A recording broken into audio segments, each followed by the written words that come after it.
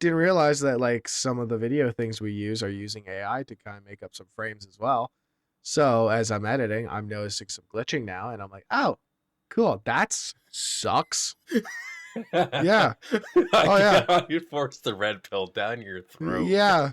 Oh yeah. No, it took me. I actually stayed late. I hit it, and then a video peanut butter, and then made Oh you yeah. swallow your dog pail. Because yeah, I didn't really. Jumps down and slides down the hill. I see shots going above his head. So she's like, oh, great, on her one day off, you're trying to romance this Pan Am chick. I'm like, honey, it's V, it's not me. Come on. Brought back some old Catholic school memories, did it? Oh, man, yeah, you just...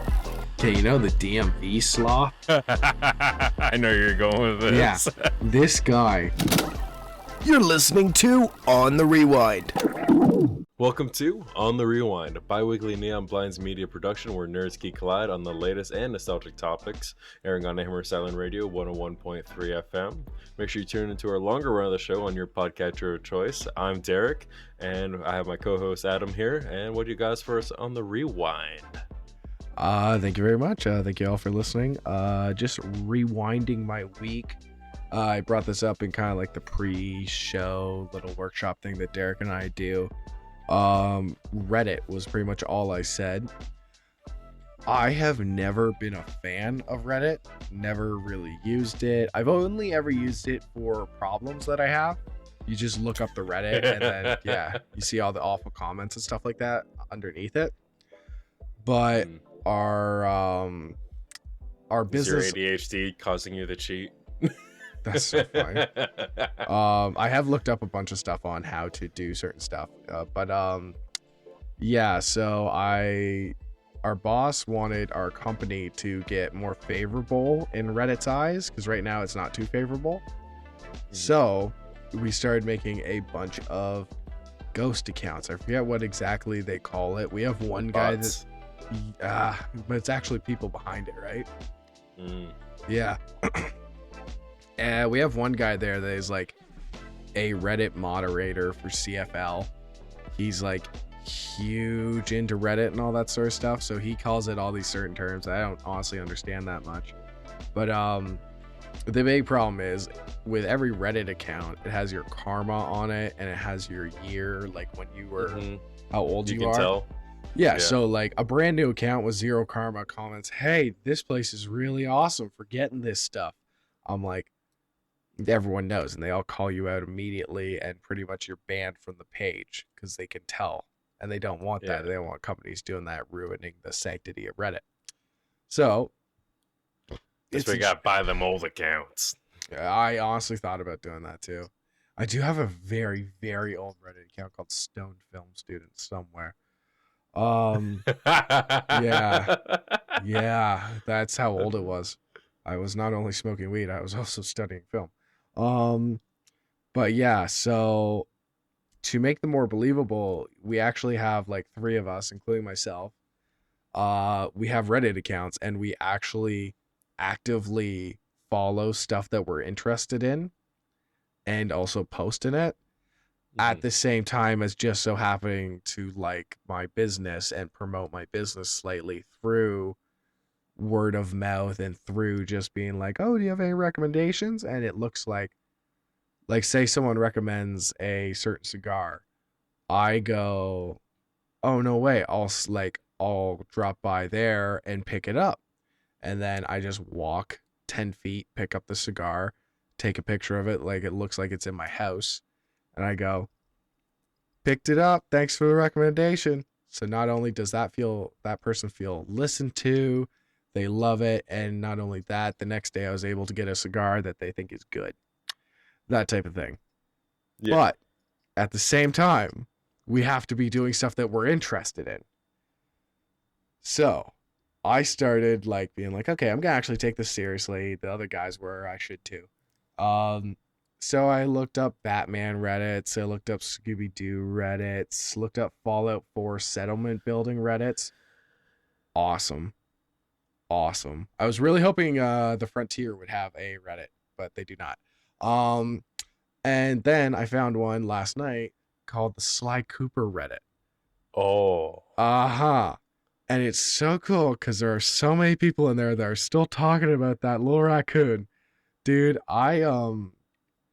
what you are doing with your fingers is just damn distracting, dude. I'm waiting for you to start sucking on those things. Oh my goodness. Yeah, like you, it's like I still smell her on me. Anyways, yeah, that's literally what I was like. Yeah, yeah, he's not listening to a damn word I'm saying. He's Sly still, Cooper Reddit surprise, and all I could think about was when I yeah, first came over to your place, and I'm like, and I saw the poster. I'm like, oh, that's really cool. You got a Sly Cooper poster, and then there was immediate friendship. yeah. Well, the cool thing is, I actually took a picture of that poster, posted it, and the Sly Cooper Reddit is full of sweethearts. They're all full of sweethearts. And my karma is boosting way farther than any of the other guys that are starting their shill accounts. And yeah, it's super funny. The fact Yeah. that they're not really getting it, where I'm like, no, just You're find being some. genuine in things you like in order to Yes, accrue the karma. exactly. And not only that, you look at my account and it's like 3 things cigars, 8 things like Batman, Scooby Doo, all that sort of stuff. Yeah. So it actually looks like I do have other hobbies other than promoting this one place just randomly. Yeah, But all this to be said, I kind of tricked myself into kind of liking Reddit. yeah, Yeah, I kind of really like it. It's fun. yeah. Do not follow the mental illness ones. Oh For the God, things no. you have. 'Cause Yeah, on a whim, I looked into the ADD and the ADHD ones. yeah. And as I mentioned to before, yeah, they're just using it as an excuse to do awful things. That's hilarious. You know what's funny too is I followed one that says asthma, and I was like, oh, that'd be kind of funny to follow the asthma. It's just people being like, I think I'm dying all day long. I'm like, Yeah, okay, I gotta unfollow this because I thought it was gonna be like funny stories about when you lost your puffer or like I don't know, like kind yeah. of memes about you running out of breath from like the Scream Killer or something like that. I thought it was gonna be fun. No, it is all people being like, I have this pain here. I don't know if it's cancer or not. It's like, oh, okay, not Yeah. fun. Yeah. So unfollowed that real quick, but yeah, yeah, no, just having a great time in Reddit, which is like doesn't probably sound like news to most people. To me, it's huge because I have always steered completely clear of it. I only ever used it for, like I said, like I think projects, Mhm. things I needed like information on, like because sometimes they're right, sometimes they're wrong, but whatever. Yeah, Yeah. so that was kind of like a part of my rewind that's just been going on for the past 2 weeks. Something that I watched, and I thank God because I don't think we've watched the same movie and been able to talk about it on the podcast that much. I think ever, honestly, unless it was a Not super. as often. Usually, someone watches, and then the other one finally gets around to it, and it's a distant memory for the other person. Exactly, yeah. So like this time it's actually kind of cool because it's like actually a new movie. It's not like an old one that we're like reminiscing over. Yeah. And that movie was Carry On. And for anyone that hasn't seen it, it is pretty much the story of a TSA agent being blackmailed to move something through bag check. And the actors' names are. Well, we got the guy that plays the TSA agent that is also the failed prospect of a cop who came from a long lineage of a crime solving family. It would be Tyrion Egerton. And yes, for an English name, or actually, I don't know if it's actually English to be honest, but I had to look up a pronouncer for that name, and I didn't think I. When you think you gotta look up a pronouncer, you think it's like, all right, this is something completely out of my dialect. That looks like it should be in my dialect. It just was not. Yeah. What's kind of funny is, um, I always got the names kind of mixed up. Like I know there's Jason Statham, right, and he's not in this movie. Just to Yeah. clarify, Statham. Yeah. the mechanic, everything else like that. He's in the Fast and the Furious. I did not realize the guy that was in Arrested Development, the Ozarks, was Jason Bateman. I didn't Yeah. know that was his name. I never cared to know that that was his name for a long time. I think I looked this up a little while ago, and I just remembered the feeling. I'm like, Jason Bateman. I'm like, And I'm like, is he related to, and I started putting Statham and fucking Yeah. Bateman together, and it was just like, wait, no, he's not. What? Great actor. Went from comedy sitcoms to doing more serious and also doing comedy roles. Like, what was it Fake Identity or Identity Stolen or something like Oh that? It yeah, was a he was great one super good in with that. Yeah, yeah, McCarthy there. yeah. But Yeah. I will say he plays the villain very well in this. Um, Especially after Ozark cutting his teeth on like going from the kind of the passerby to like a villain in the end, and it was for the sake of his family. And this one is like, nah, this is for the money. oh, I got a fully, yeah, client. businessman, yeah. So, spoiler warning ahead because I want to talk about it pretty heavily because I do think it is a very good movie that like didn't get too much advertising done. Like as soon as it was released on Netflix, there was a few Well, ads, but like that's about it. yeah. Well, it was the it's a Christmas movie in the same caliber that Die Hard. The first one's a Christmas movie. Oh yeah, yeah. It's funny. I chose it for our date night to watch it, and it started playing. I thought that like somehow my partner Kayla had like switched the movie at some point. Was put on like one of the Santa Clauses because I had no idea it was Yeah. Christmas. Um, yeah. So pretty much it is this guy that's a do nothing, has never had really much aspirations in his life, only pretty much follow around his girlfriend like a puppy who she works at the airport as well. TSA agent. All of a sudden, out of nowhere, he's doing that X-ray thing, which I gotta say, I do like how much they incorporate X-rays into it.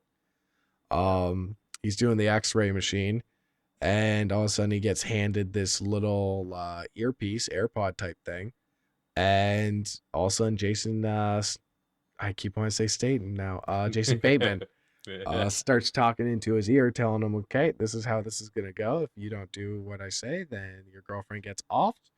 Guy's gonna be coming, red hat with the whatever you think it is. You don't need to know, and you just have to let the bag through." And I don't know. I really liked.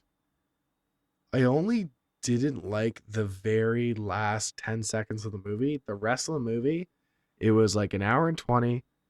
It was sweet. It was to the point. There wasn't too much fat. I felt like we were like having to trim off to like make it really go well.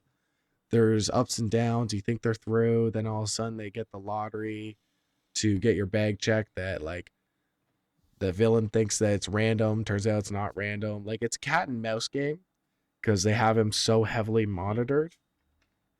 And like the amount of times I don't know how you felt about this, but it was so cool when like they make him hang up his phone from 911 and put it in a drawer and like stow it away. And then as he's talking, like really funnily, where it's like, yes, I am at the airport and I am like trying to like make sure that I let your bomb through. He's like, yeah, we can see your Apple Watch, man. Cancel the text and like just put it in the locker as well. But I don't know, it's clever when it needs to be. It's forward when it needs to be. I don't really. Oh, here's a question. Remember when he changes the bags? In the airplane. No, he changes the bags at that whole luggage thing. Oh yeah. Yeah, so for context for people, they're in like the inner workings of the baggage checking place, and the villain is chasing the TSA agent all over the place, and like he gets a moment aside, and turns out the luggage that this let's just say it's pretty much a bomb ish kind of whatever is in. He finds a bag that's like exactly like it, and the only difference is this guy tied a ribbon around it. And I thought for the longest time he's like, I'm just gonna switch the bags out and like just put the ribbon on it. But turns out what he did was empty the other bag, put the bomb in that bag, and then tie the ribbon on it, because then it will have to be a checked item, which is clever. But my whole thing was, why not just switch the bags and then he doesn't have the bomb? Well, I think I got an answer to that for you. because he's switching the bags. Meanwhile, they still got the hit squad available that's going to start hurting people. And at that point, he's already seen maybe one or two of his coworkers die very covertly. Yeah. And no, like, this isn't anything to mess with. The girlfriend's on the line. So, like, a bag has to go on the plane. And see, that's what I was saying, where like the bag will go on. He just doesn't know that the bomb's in it until it's too late. Yeah. Because like he's obviously not paying too much attention to this bag. And the one thing I thought you were going to bring up was like the GPS signal that he has attached to the bag. But at the end of the day, I think you could probably have the bag close enough that the GPS signal is going to say you're right on it. And then he turns his phone off and he puts it in. It's like, I don't know. I was kind of like, feels like we could have switched the bag there earlier. But you brought up another funny, it is funny to me. There's that comic relief in the movie of the one TSA agent that is like aspiring. Oh, yeah, they try to sell his rap. Yeah, he's aspiring to be a rapper. And he, at one point in the movie, the girlfriend realizes that there's something up here and she sees a killer coming for her. And she lets this rapper guy know. And he just reminds me of every single white kid in Belleville who thinks that they're a rapper and thinks that they're gangster. And he shrugs his shoulders up and he goes, "Don't worry about it. I got this." And he goes, "What's up, Holmes?" And in a single swift motion, I've never seen this done in a movie, actually. In a step, the guy grabs his arm, raises his arm, and stabs him, I'm almost positive, either in the ribs or into the armpit, or slashes him in those places, and like ducks under his arm and keeps walking. And it is done in such a swift motion that it is comical on its own. Yeah. Because there wasn't even the 0.5 second of I will be a meat shield to stop him. I will sacrifice my life and it'll give you a little bit of time to go. It was his same walking pace he had been doing throughout the whole thing. He just finished him like nothing. Loved that. But yeah, the only disappointment I kind of had was the fact that it cut to like the perfect ending at the very end of the movie. Obviously, by the way, this whole movie, everything works out. He stops the bomb, all that sort of stuff, and then like fades to black after the one cop's like, "Give me a call." And lo and behold, a little while later, he's going through the TSA line. And wouldn't you know it, they have that kid they were talking about. And wouldn't you know it, him and his best friend are going on vacation to Tahiti that they talked about. And wouldn't you know it, very end of the movie, he throws his cop badge down because he's done something with his life. And it's just like, we could have done without that, because the whole point of the movie is this guy is a do nothing with his life. He's just not going anywhere. I like the touch though when he's going through and there's someone causing a scene for the TSA while he's a cop. And he's like, hey, they're just doing their job. Hey, you're doing a good. Like, I liked that bit. Like, it's nice. Like, it's pretty good.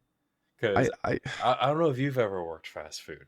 I treat fast food workers like that. Like, I mean, like, you know, like someone's giving them shit. I'm like, hey, yeah, they're doing their job. Like, or like restaurant workers and stuff like that. That's something I try to do because I did that all through high school. I know what it's like. Yeah. And like, that is a nice sentiment. It's one of those ones that it's like, I'd rather feel it than see it type thing. Yeah. Where, like I said, the whole movie is about him learning that he needs to take control of his life and actually do something and actually matter. That, like, we kind of got in the end that he realized that he needs to step up for this kid that they're about to have. Like, all of that was actualized because he didn't have to go on that plane. He didn't have to disarm the bomb and almost die. He did it all. And it's like, yeah, he showed up at the end of the movie. And the fact is, at the very end, they're like, by the way, he learned his lesson. And it's like, yeah, no, we got that by the huge. I don't need him tossing down his badge in TSA line. He disarmed a bomb and saved a senator. I'm okay. The guy's done enough. He can keep the badge in his pocket. Let him walk through type thing. Like, yeah, that was the one thing that was kind of like, that was a little much. But like, as far as movies nowadays goes, 10 It minutes. was decent. Oh, it was beautiful. Yeah, like having like an extra 2-minute scene be the only fat I would trim. That's awesome. Because nowadays it's like 2.5 hours that I'm like, okay, we could cut a lot off this. Like if you go watch like any of the Dune movies and you're just watching desert and you hear the Yeah. and everything else like that, you're kind of like, I don't know. I watched Dune 1 and I'm like, all right, that's kind of cool. Watched Dune 2. What's going on? I got no idea what's going on. Yeah, it does feel like there's a different movie you missed. Yeah. But yeah. Yeah, and those the first time it goes blah, you're like, okay. Like the seventh time. It doesn't go blah for like blah. It's like it's like a good like 20 minutes of blah. Like, oh yeah. It's not stopping. It's like, dude, you're watching sunset in real time. Yeah. But one thing is I kind of liked the Ethan Kolbeck character in the degree of like, it's not that he didn't try to do something with his life, it's that he tried. He honestly tried, but he failed. And he hasn't quite coped with the reality that he can do something. It's kind of like, I don't know, it's in a weird sense, it's like, I have a bit of imposter syndrome when it comes to like the skilled trades and stuff like that. It's like, I know I can weld good. I put down solid work and stuff like that there. But like when it's been like a little bit since you've had to do like a certain technique, you're like, can I still do that? Do I still have that technique down? Can I? It's like, is it going to be strong enough? Are these welds going to be good enough? And you do stuff, you pass, you go through the tests and certifications and stuff like that. And it's kind of like, yeah, I guess I can do it. Yeah, I'm good. But I have that doubt. Yeah. And so it's like an imposter. It's just like, I am a welder, but I don't feel like a welder. Yeah, I think that has a lot to do, because I get that as well. I think it's a lot to do with our age, where the fact is, like, knowing to weld is like a really crazy thing to know, and a super adult, that's what dad does type thing, where it's like, that's what the adults are doing. I'm playing video games over here, so it's weird when you go in and you're like, wait, no, I have like one of the, like, let's say top 100 like most important skills out there, where it's like, yeah, no, that's one of those weird parts where you're probably never going to, until you get way older, probably be like, yeah, no, I'm confident in my ability, because it's one weird one to almost admit, be like, I'm awesome, I could do something cool, because then you feel cocky, right? Yeah, well, it's one of those things where just like, it's just, yeah, you kind of nailed it a little bit on the head. I'm just, I don't know, staring a little bit. Just, I don't like, where I should have confidence, I don't, and where I do have confidence, there's liquor involved. Yeah, I feel that. Yeah. Actually, no, I learned that quite a bit, actually, taking that leap this year from picker to social. Yeah, that was one of those ones where I really was having a lot of 4 a.m. darts, a lot of real shaky darts at 4 a.m. Just being like, uh-oh, okay, this is either going to go amazing or this is going to crash. Yeah. I think it's also just the change in environment. Like, as I've gotten older, like, I remember being the youngest one in the shop, like, constantly trying to learn things. I'm still trying to learn things. Yeah. And figure out new things and techniques and stuff like that, and trying to build on it. But now I got the people that were me almost 10 years ago looking to me for answers. That's weird. And I think that's the imposter syndrome, where a lot of it comes into. It's like, it was weird because at the last company, I was there from the ground up. I kind of knew it in and out. Yeah. And I knew their processes. and I knew when something didn't look right. The problem with the new job is that the rules change all the time. It's a company that's been around for 30 years and everyone's gatekeeping information, so you never have the whole picture. So without having the whole picture, you don't feel confident in what you're doing. Yeah. Keeps you on edge, but keeps their job Yeah. safe. Exactly. Yeah. So that's where I think my issue of imposter syndrome is coming in with like this job even. It's Well, yeah. like, no, I got the skills. You just need someone what to do. It's like, all right, you're giving me step 1 and 4. Okay. Well, yeah. Because, yeah, I guess you would get the imposter syndrome because you're trying, like, your confidence comes from knowing that, like, if push came to shove, you could do this, but you can't do And it. do it how they want it. Yeah. But, yeah. Yeah, I don't know how to do it if you're not going to tell me type Like, thing. it's one of those things of just like, like last company, Airwise, I was confident enough to make judgment calls that could swing the project. Yeah. Like $1 million projects, and I'm like, yeah, we need to do this. Yeah. And at this company, it's kind of like, I don't know, I don't have the resources or the connections that I had, or really half of the information that I need to make a judgment call, because they don't want someone like me to be able to make a judgment call because I'm at the bottom of the totem pole again. Yeah. Yeah. Yeah. People. Yeah. That kind of sucks with starting somewhere new. Yeah. Yeah. The problem with the startup is like 2 years in and everyone was laid off. Yeah. Oh, I know. Yeah. Right. So, and it wasn't because the company was failing. It's just we went from one manager that was great, phenomenal for 16 months, and then immediately proceeded to go through 2 managers while I was there, laid off 90% of the staff, and then had their 4th manager. Yeah. Do you ever know how they're doing now? Do you ever ask? Oh yeah, I keep up with so one of the guys there that's a supervisor there, I got him the job. That's fine. And yeah, and we keep up. I check on him, his family once in a while, and I'll ask him about, like, oh, how's work doing? You still there? He's like, yep, we're doing this. It's like there. It's like, how many people do you have? He's like, we're down to 8. I'm like, wow. 8 total? 8 on the floor. Oh wow. Yeah. Jeez. They're like pumping it like 1 unit a week. Wow. When I was there, we were aiming for 3 to 4 a week. Yeah.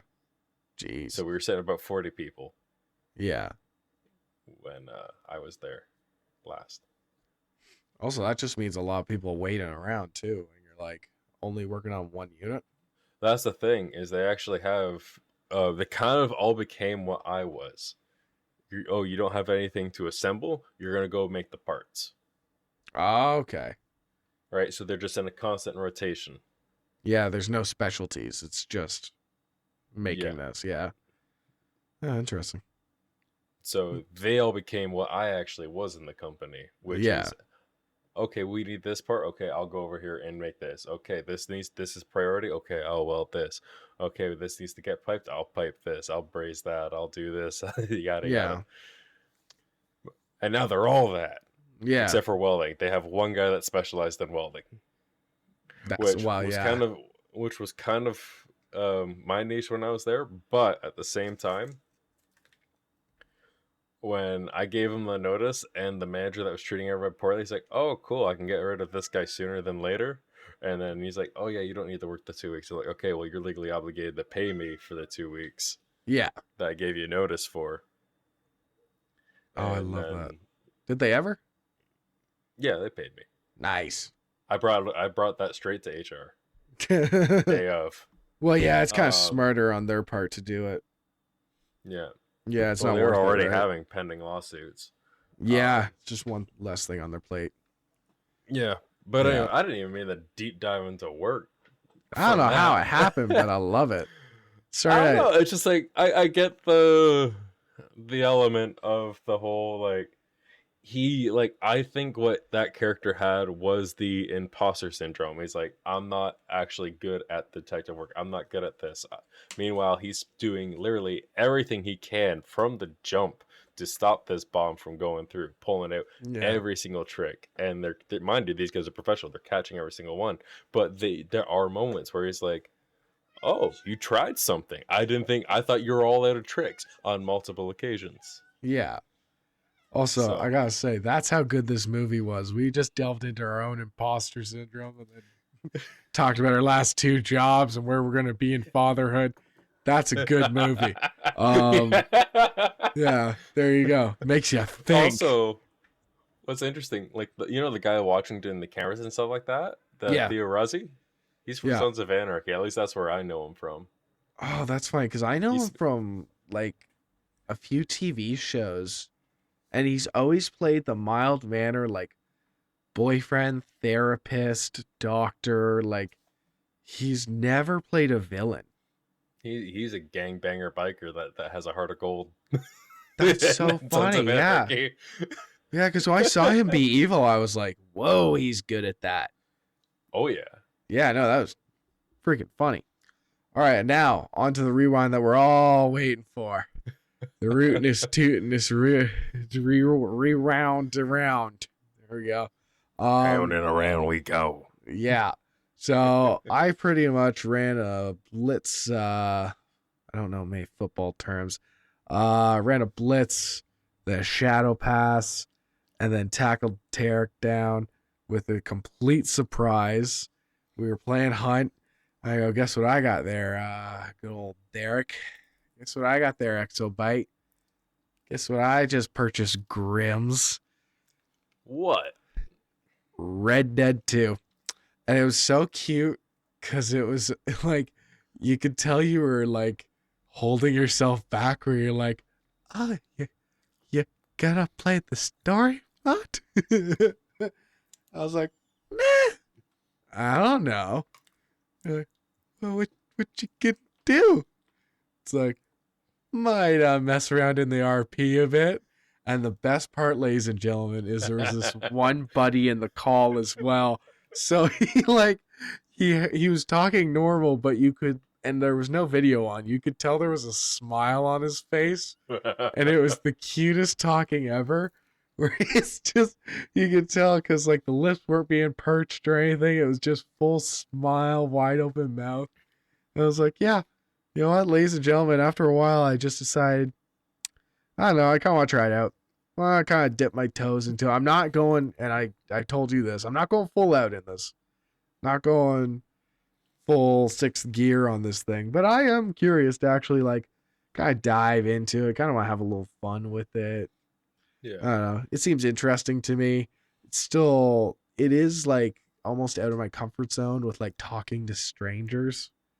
Yeah. Like, I remember when I first talked to Scott, our DM, I was Mhm. like, this is weird. I don't talk to people I haven't met in real life. I am really good in real life. I am not good at people I do not know. Oh, which is weird though, because that's like half my job now. Yeah. Oh, I just gotta treat it like a work call. There we go. Have fun. Yeah, I just gotta treat it like a work call the whole time. There we go. That was actually a revelation in real time. Anyways, some of the things I wanted to bring up about it, really funny. People asked me the next Monday, so yesterday, what I did on the weekend. I go, I probably did like the absolute nerdiest thing I've done in about a year and a half, and I thought I was gonna get roasted for it. And I said, yeah, I joined like this Red Dead RP. They go, that's like the GTA RPs, right? I go, yeah. Everyone was like, how cool that is, how neat that is. They're like, dude, what can you do? Like, I got like questioned like I was the cool kid with the light up sneakers at elementary school, dude. Like, I just had the first iPod that was like 5 inches thick. It was like, dude, Yeah. everyone was like, they just wanted to know everything about it. And they all laughed when I'm like, well, you know what? I might start my own cigar company. Might start going with that. So yeah, I have been going back and forth because I'm like, dude, that's gonna be so much work and that's gonna be such a time investment. But I also think it's gonna be the easiest way for me to make money legally, because there's talking to people in general, not my biggest strong suit, unless it's about cigars, because that's what I've been training for 40 hours a week plus overtime. So I think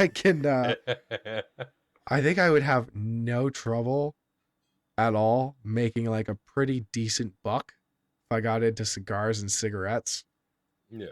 It's just mostly funny that it's like that's what I do after my 9 to 5. Yeah.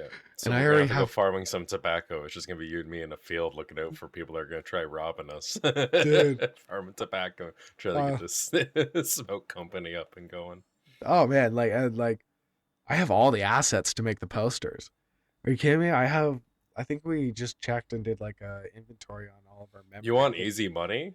What? Go put out go make some like template posters. Tell people like, hey, this is what I can do, and then sell company posters for people and get Oh like, my god. yeah, like $300 for like a business card and a flyer. Oh, seriously? That's a job for people? Yeah, you can go do that. Oh my god. You know what the funny part is? I'm just gonna do it. I've done this before. Adam, bleep this out. Yeah, so literally, no, like the cool part is I would love to do that.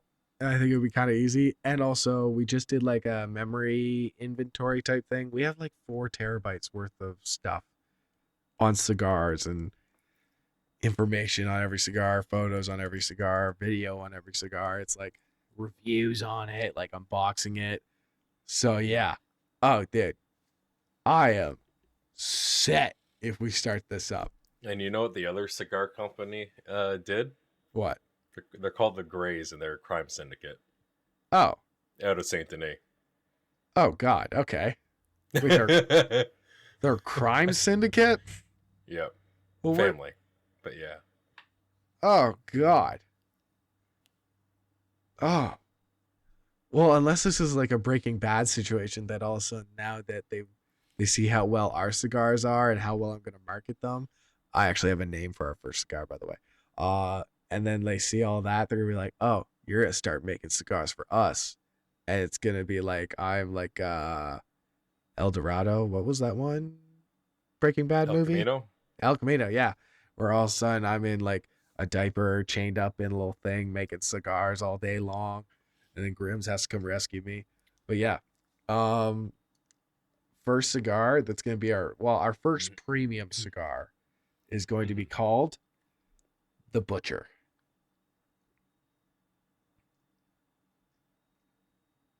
Can ask why? Because I'm based out of Butcher's Creek. Yes, but also it's based off of Cigar Aficionado's top cigar of last year, which was the My Father, the Judge. Yeah. So yeah, I think anyone who actually knows cigars is gonna find that hilarious. And I also, doubt anyone knows anything about cigars other than maybe the Grays. yeah. So I think it's gonna be kind of nice for everybody to be like, and it's the Butcher. And also kind of nice. I did notice there was there a Mexican cigar company? Yep. Okay, see that is perfect because they're gonna be using San Jose wrappers, which are super oily, and I know how to market the hell against those. So yeah, no, we're set, All right. dude. We're set. Yeah.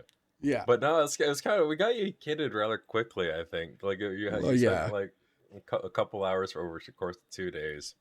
Well, dude, it's Damn, we got because pretty much you I a got to rifle. prison and I took the candy bar from the big guy.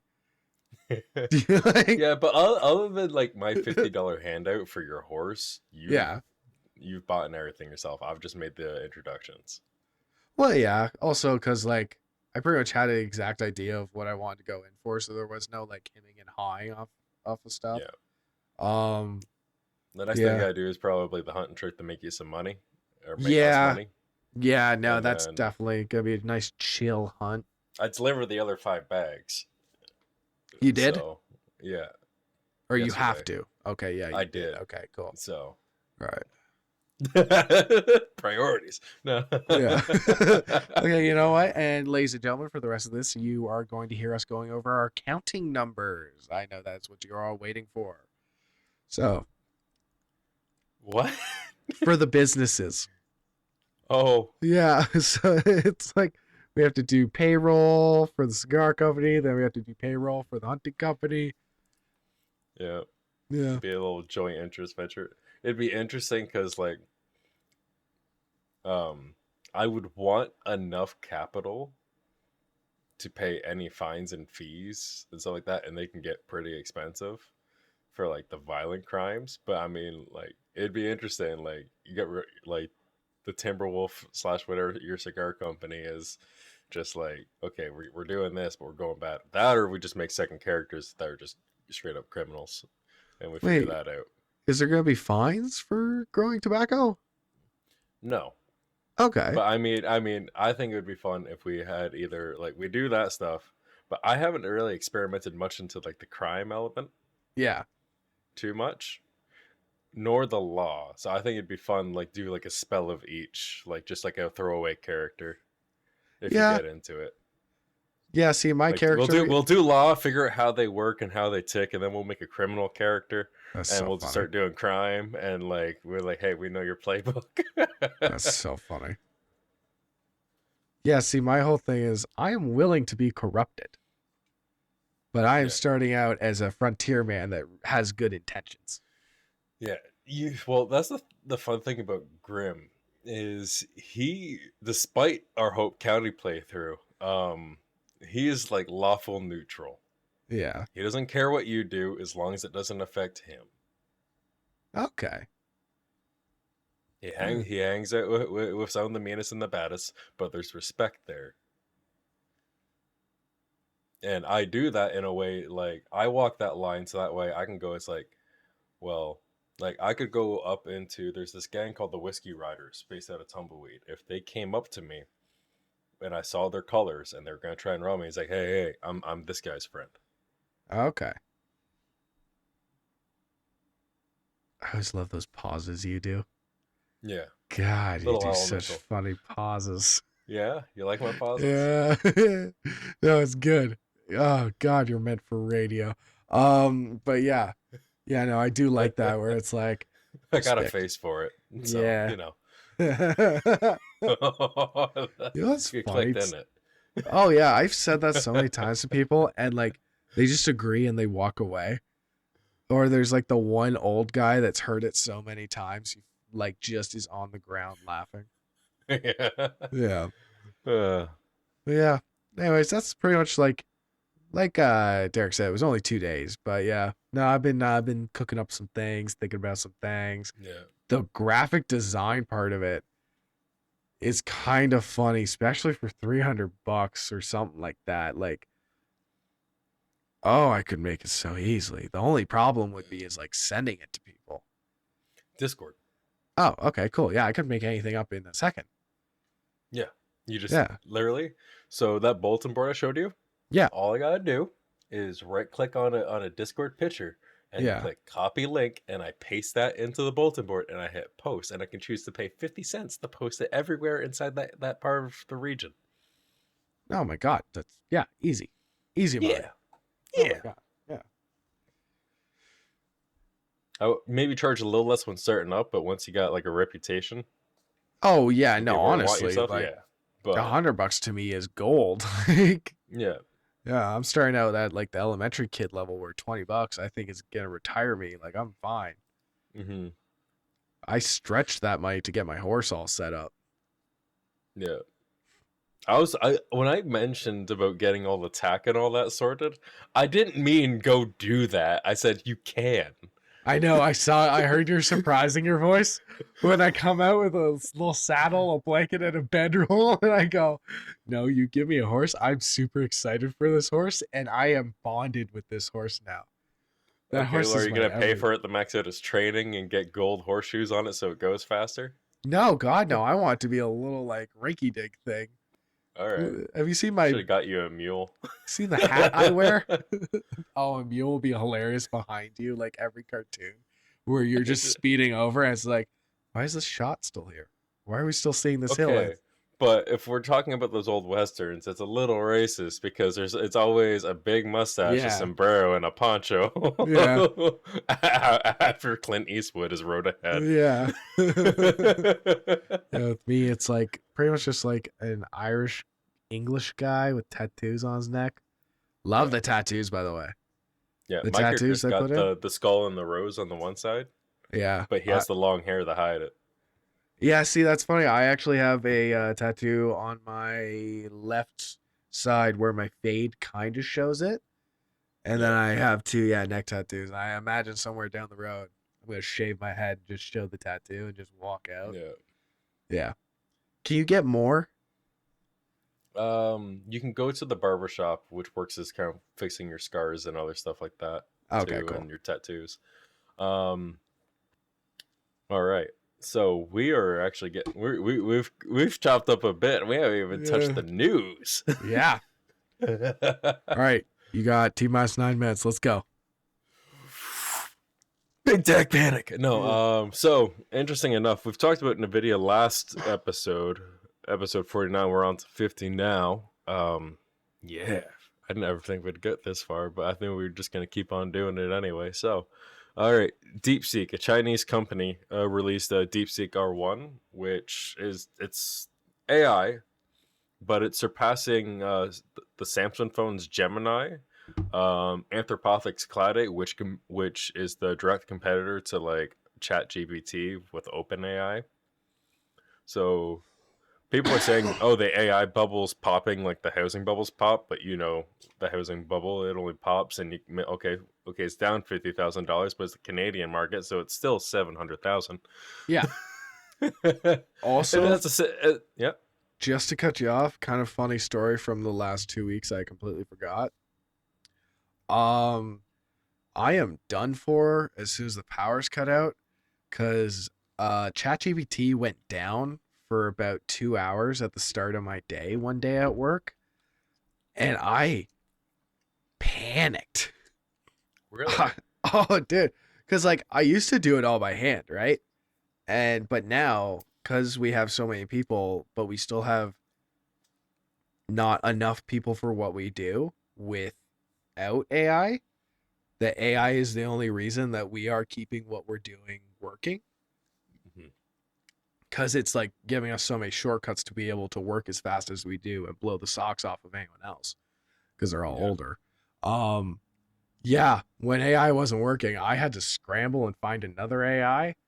And dude, when ChatGPT came back on, first thing I type, I go, I missed you.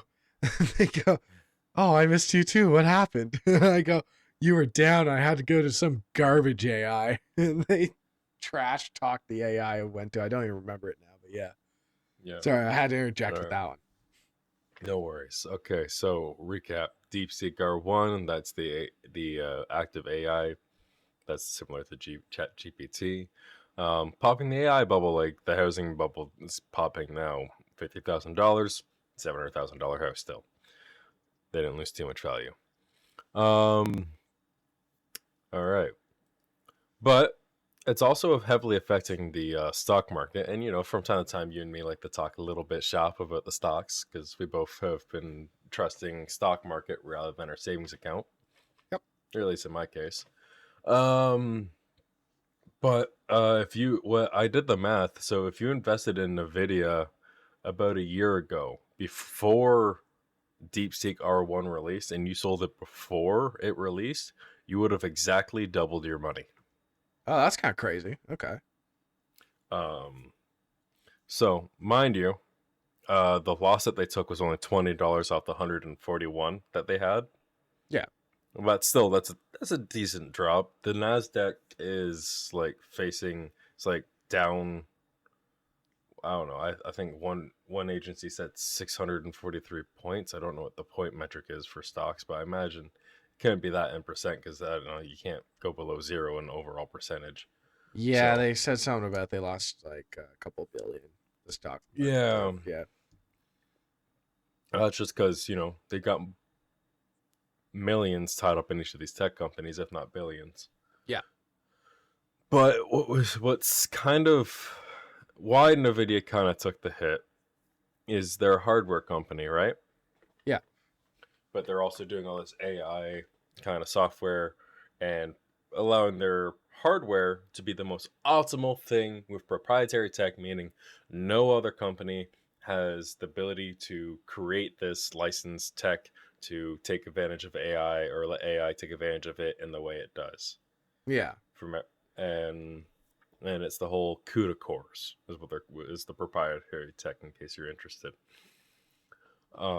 So when it comes to DeepSeek, DeepSeek R1 was found running on someone looping 7 M4 Pro Mac Minis instead of a data server column filled with NVIDIA GPUs. Yeah. Running all your other ones. Because the overhead on ChatGPT, which could also just be the amount of people using it, is, up there. The technical debt, which is just like how much usage everything requires, is vast outweighs something like this. Yeah. But the thing is, where NVIDIA has their hardware and their tech and really good headroom to grow and expand and keep building upon that tech and aging it well. Well, I guess no, the technology won't age well, but the new technology will keep evolving, and that process will age well. Yeah. But what the DeepSeek R1 has done is efficiency. So you trade in that column for 4 mini Mac Pros or 7 mini Mac Pros to get the same output on various things. Like they tested, like the big tests that they did was mathematical calculations, the documentation, the typing, the generating the text, and finding information and doing all that sort of stuff. Yeah. How long it took them to do it, like by the seconds and stuff like that, and did like the headroom. And like the R1 had all the standard ones beat by about like a solid 20 seconds. And then their pro software, like their R3, had that beat by an additional 10. But the reason why the R1's so popular is because they just made it open source. The entire code is available for everyone. So all that hidden technology that's behind that gate wall, that paywall, the developers, the thing that causes all these tech companies to go up because, hey, I know something you don't, and I can make it work this way. Well, now something newer and more efficient is now out there for everyone. Yeah, so how do you... Yeah. Oh, I like that. Also, the power usage alone would be crazy. The difference? Yeah. So if they can get to... So the next thing, I think, is it's... Right now, it's a strive to see what AI can do, but I think where DeepSeek got ahead of the game is the efficiency and how fast they can do it and how much it takes. Yeah. Because right now it's bigger computer to get better results, more power, right? But it's like, nah, slim profile. It's like whenever like you had that fat PS2, and then you're like, oh, they fit all that in the slim PS2? Because the slim PS2 is the size of like a DVD case, if my memory serves correct. It is. Yep.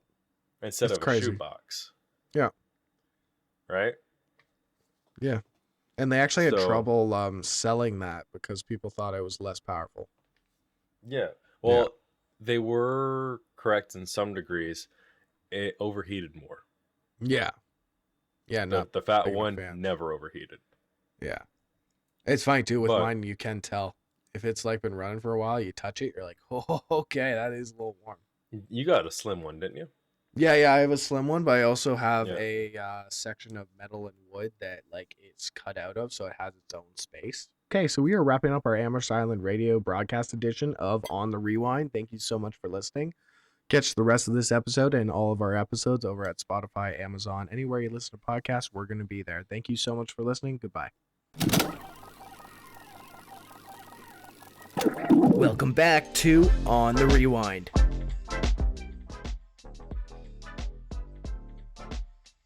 Okay, and welcome back to On the Rewind. We just finished up our Amherst Island Radio broadcast edition over at 101.3 FM, Amherst Island Radio. And we are now on Spotify, Amazon, anywhere you listen to podcasts. That's where we finish these extended versions of the show, just so we can wrap up some thoughts that we had there, or go into exclusive content and more graphical matter, because we can't really swear on the radio that much. All right, sorry Derek to cut you off there. You're just talking about how the fact that these GPUs are making games run worse, not better. Yeah, so the thing is, like, a lot of the technology relies on the frame generation and the CUDA cores, and it's great for the whole AI development. But let's say you remember the whole meme where it's like, I bought new hardware to run old games faster. Yeah. So that whole thing is like, well, now those games are running worse than they ever did. Like there's some like early 2000 games, like 2009, 2010, that people decide for whatever reason, I'm gonna use this to play that, and they're getting like 30 FPS. Oh, that sucks, because I am one of those people. Yeah. Now, mind you, once drivers come out, once they get more optimized, BIOS updates come out, that'll probably all be fixed. Just something that kind of got reported on. It's not playing well with like older CPUs either, so it's one of those things like, if you're gonna get this card, you kind of gotta go all out up front at the moment to make it worth it. Yeah. Which makes sense, because they're like, it's DDR6 in the Greed GPU. We have DDR5 memory in the motherboards coming out now. I'm still in DDR4. It's doing me fine. I should be fine for GTA 6 on the like, technically, like I'm like 2 generations, if not 3 generations PC old, which is the equivalent of saying like, hey, yeah, I got a PS5 right here. Yeah. Yeah. No, I think we both should be good. Oh, like, I'm still on. You got newer than me. You're on 40 series, or like the 40 kind of series generation. I just think you went AMD. Yeah. And I got the DDR4 as well, I think. Yeah, I do. Yeah. Okay. Yeah, so you got the tail end of that last generation of stuff, and so did I, and so we should be good for quite some time. But because getting DDR5 was like a whole new motherboard. Yeah, and it was expensive too. And the fact is, I could get so much more RAM for like so much cheaper going to DDR4. Yeah. So I said, nah, screw it. Yeah. Still never cap out. Mm-hmm. But something I kind of want to discuss is, like, we did this after the last show. I took you on a little rabbit hole and showed you footage of like Cyberpunk when they were using the frame generation, all the little glitches and what I called the video butter, and it was not smooth as promised. It had some crunchy in it. Oh yeah, I forgot to tell you. We're on Spotify. Go fuck yourself, dude. Yeah. God damn it. Yeah, because guess what? Didn't realize that like some of the video things we use are using AI to kind of make up some frames as well. So as I'm editing, I'm noticing some glitching now, and I'm like, oh, cool. That sucks. Yeah. You forced the red pill down your throat. Yeah. Oh yeah. No, it took me. I actually stayed late. I hit it, and then a video peanut butter, and then made you swallow your dog pail. Because I didn't really. I didn't mind the games. I was like, okay, that kind of sucks. But then all of a sudden I started realizing, I'm like, okay, what program are we using to shoot this B-roll here? And then I went in and I go, yeah, okay, we have to turn all of this off from now on, and we're just gonna have to shoot higher frame rate, and then we're dealing with storage issues now.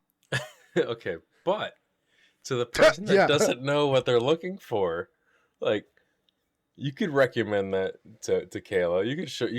She didn't see the little glitches. You could put that on her phone, this little big like candy bar resolution crammed down to like 1080p or 720. They're not gonna see it. They're not gonna notice. Yeah, I know, but I'll notice. Yeah. And up until 2 weeks ago, I didn't notice. Yeah, but you're a better editor for it now, aren't you? Yeah. Oh my god.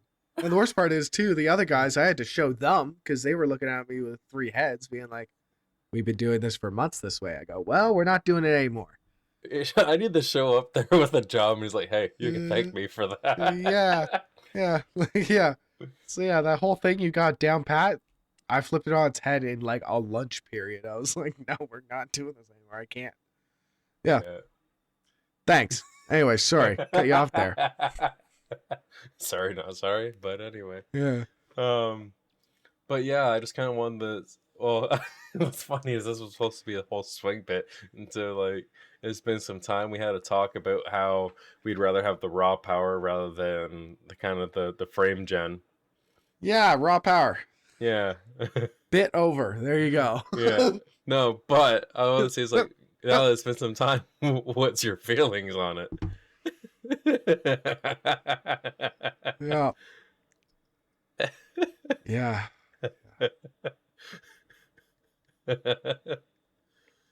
Yeah, it's like super noticeable too in Samsungs. Yeah. Yeah, oh god, yeah, especially the newer ones. Because yeah, I was watching that too. I was like comparing, thinking about upgrading all of our phones, and I was like, whoa. Yeah, especially at nighttime, dude. It's crazy. It is crazy. But yeah, yeah, you know what I'm feeling. I'm just gonna start rambling on if you don't continue whatever you're Yeah. going on. All right. Well, up next, I got Yeah. game recommendations. What do you got the ramble on about? I'll take game ram. Yeah. Fuck. Yeah. Okay, what we got coming on for February? That's birthday month. All right. Well, Excited. I got to frame generate some words here.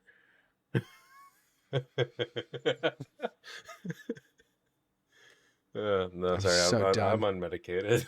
But anyway, Yeah, well, if you're not taking the pills, don't force pills down other people's throats. How about that? Yeah. Oh, Oh, mister. All right. game recommendations for February, as that's what we're going into, and this will be uploaded very early into February. So we got up first. We got Kingdom Come Deliverance 2. Are you familiar with the first one at all? Yes, I am. All right. What was your thoughts on the first one?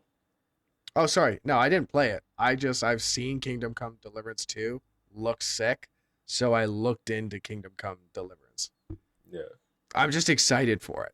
Yeah. It looks neat. Yeah. I'm not gonna buy it day one or anything like that, but no, definitely if it ever goes on sale, it's like, hey, I'm I think gonna play this. it's a Game Pass release too.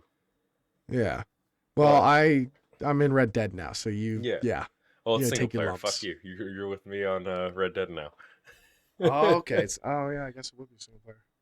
Yeah. I don't know, it looks good. Story actually looks like not bad. It's one of those ones that it's kind of funny that it all happens to your character type thing. Yeah. Yeah, it's one of those things where the movie you're like, how the hell does all this bad stuff happen to one person in the span of like an entire series of Law and Order, where it's like one cop's career would be one of these episodes, but like she's been through hell and back type thing. But yeah, Yeah. I So, don't know, are you excited for it? it's probably not something I'll snag off the jump. It's probably more something I'll like watch videos of and watch and see how it goes. It's one of those like it looks difficult and it's ironically it's exactly what I asked for in a medieval fighting game, but it's too much of what I asked for. Yeah. Because they got directional combat and with the attack and defense, but it's not like up, down, left, right. It's like a compass of directions that you're controlling and Oh deflecting wow. and everything else like that. Oh, but that's And so much more satisfying if you were yeah, able to actually oh like, yeah, yeah, if you got because good at it. you would get if you wanted to deflect it a certain way, you could in your head you could do it in the Oh game, yeah. right? Okay. No, that'd be kind of sick. Okay. But it's a like you're saying, it's kind of got like a really massive story, um, but it's streamlined and it's to your character. But what I kind of had, at least for the notes down, is so you got your medieval RPG, but it's without you're in a fantasy, but it's without fantasy. There's no dragons or anything like that. It's like conflicts between nobles and stuff like that, where you're in the thick of it with that. Yeah. And it's like, well, how do you get yourself through that? Are you going to go take up arms with the army? Or are you going to go steal your way and be a brigand on the road? You know. Yeah. And I remember from the first game, from the little bit of a demo I played, it's like you can go to a tavern, you can find the barmaid, and if you can smooth talk your way into them drawers, you can. Oh wow. So it's that open world. Yeah. Or I guess open ended. Yeah. But so That's kind of like it's the realism of that you would have of like Escape from Tarkov for gun nuts, customization you have for melee combat for like melee combat enthusiasts. Okay. It is just kind of the big seller on that, on top of having an amazing and well written story Yeah. and open world. But next up we have Avowed for those who want the fantasy, but in their medieval. Obsidian's latest title, the medieval fantasy to New Vegas' Fallout 3, as Outer Worlds to Starfield. I actually had to look up Starfield on what it was called because I'm like, oh, what's the Bethesda space game again? That's how dead that game is to me. I've actually done that in the last week as well. I had to like You own it. Yeah, I know. And I played over like 48 hours of it. Yeah. And I had to be like, what was that called again? The only thing I remember from that is the can uck, which Yeah. is the Canadian canned food. That's the Yeah. only Canned poutine. standout thing. Yeah. Yep, that was it. Yeah. So it was like I had to look that up while doing my little blurb note for this. But now we have Avowed to the Skyrim. Very updated graphics, more customizable in your approach with this whole like, are you gonna be melee, magic, doing everything kind of like that? It's kind of your standard typical go-to to that next medieval fantasy D&D kind of experience, especially after Dragon Age Veilguard. Just Yeah. it tanked because they focused away from the game and more into identity politics, which Okay. kudos to them if they want to go that route, but know your market and who you're marketing it to. It's like, yes, there are some of the loudest voices, but they're not all the voices. Know your market. You can appeal to them while appealing to the other, but you put all your eggs in one basket. Apparently, it was a really great game too. It pushed the narrative too hard. Where anyone that was on the cusp, more modern, to where it was like, yeah, I got no problem with it. It was just like, oh, it's in my throat. Yeah. Yeah. That was the big kind of controversial thing with it, which it's like it's like I said, know your market. Overall, they put a lot of blood, sweat, and tears, but it did not, the direction they went, it did not pay off. Yeah. But aside from that, what is going to pay off and what is probably going to be the second up and runner game of the year game of all games, because GTA 6 is supposed to come out this autumn, is Monster Hunter Wilds. Right. So they're changing up the formula a fair bit. Instead of sections that you're loading into to go on hunts, it's an open world that is made up of biomes that as you leave one biome and you'll go into the next. Mm-hmm. Which is kind of the same way you would go play like No Man's Sky and fly down into one planet and then break through the barrier and you're there, or fly out and be in space and go to the next planet kind of thing. Yeah. Without being as vast.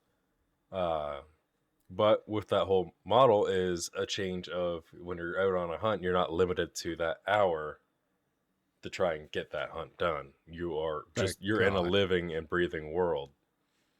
And to the point where you can hunt things into scarcity, but if you have a quest to do something, that it will force you to be in a situation where that thing is available to you.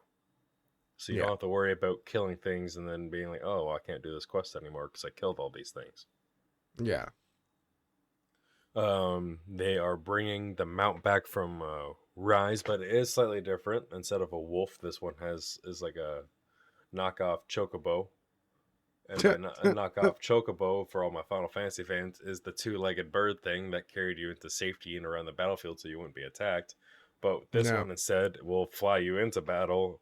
You can do attacks off of it. You can hold a second weapon. So if you find your first weapon that you chose isn't doing good, you can whistle. It'll come over. You can grab your second one, swap it out. Or maybe your buddy's like, all right, I'm going to go up close. It's like, all right, I'll switch the range. And then boom. And that's how I would play it too. Have an up close and range just makes sense. Yeah. And everything's been kind of upgraded. Kind of. They nerfed the attacked helicopter insect glaive a little bit. You don't have as much aerial, but they boost all the stuff that you can do on the ground a fair bit. But the big thing that's kind of also with it, and that I think everyone's going to love, is when you're always trying to find the monster and it's constantly like running away and you're like, okay, how do I get over there? Yeah. You put a pin on it or somewhere on the map and you're on your mount and you tell it go there and it auto takes you. Okay, that's nice.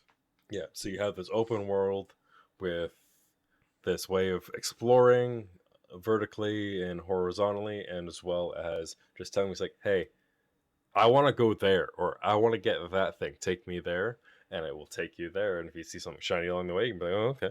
There's the same thing with like, I know you just got back into Red Dead and you haven't touched it in a while, that you can set a trail, you can hit a waypoint on your map, you can start riding, and if you hold the camera button, it does like a cinematic pan, and now you got like a movie shot while you're just auto riding.